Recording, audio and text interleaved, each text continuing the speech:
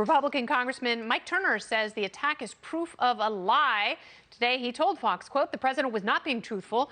Now, as they try to take a victory lap for their actions of killing al-Zawahiri in Afghanistan, they're having to admit his presence in Afghanistan is evidence that al-Qaeda has a foothold and a presence and a relationship with the Taliban. Does he have a point? Here with me now, Republican candidate for Wisconsin's 3rd District, retired Navy SEAL Senior Chief Derrick Van Orden is back. Welcome back, Derrick. Thank you. Thanks for having me. And I tell you what, that assessment is spot on.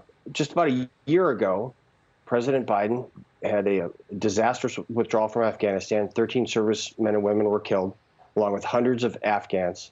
And he said that that was predicated specifically because there was no reason to be in Afghanistan any longer because the al-Qaeda was no longer there.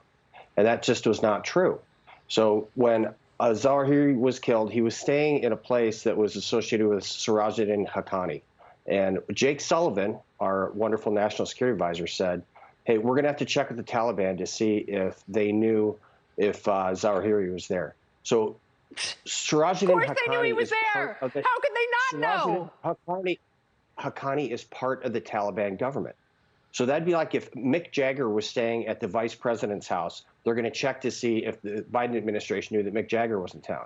So it's absolutely foolish. So Secretary Austin, General Milley, Jake Sullivan, Anthony Blinken, and the President of the United States lied to every single American citizen when they said that al-Qaeda no longer had a foothold in Afghanistan. And the world is a much more dangerous place because of this. We cannot forget this. We've not seen the end of what's going to take place because of this disastrous withdrawal that killed our American servicemen and women. And we've got to remember, no one, Kennedy, no one has been held accountable for these deaths. No one's been held accountable for the billions of dollars worth of advanced military technology that we left with the Taliban. Nobody.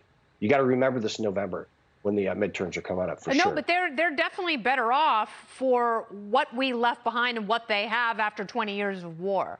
They're doing just fine, but they are going back and forth with the U.S. government trying to unfreeze $3.5 billion in assets.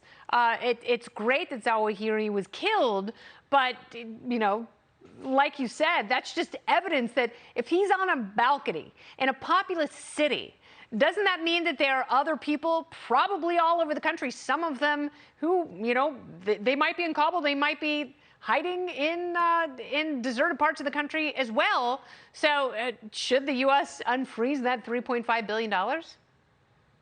Absolutely not.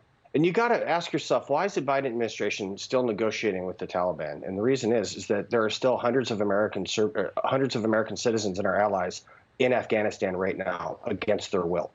Let's not forget about them.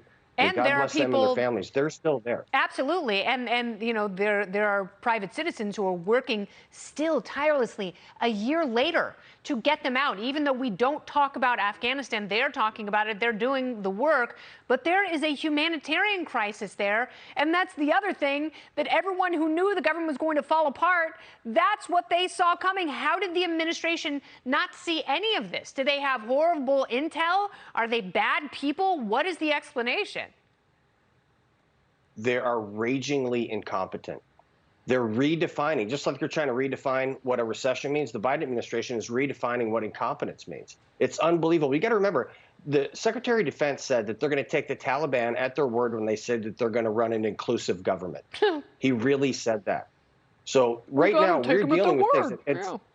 Well, it almost gets to the point where it's humorous, but it's not, because we still have American citizens behind enemy lines in Afghanistan. The Biden administration turned over a nation with billions of dollars of advanced military equipment to the Taliban, which is a group of terrorists who's been working with al-Qaeda since before September 11th, when they took down the Twin Towers. You've got to remember what these people have done.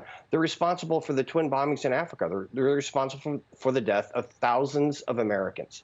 And the Biden administration is giving them a pass because they simply do not know how to govern. No, they don't. And they're just assuming that, you know, well, the Taliban wants iPhones, so they're going to be moderate now. Yeah, that's how theocracies generally work. Derrick Van Orden, thank you so much. Yes, ma'am. Good to see you.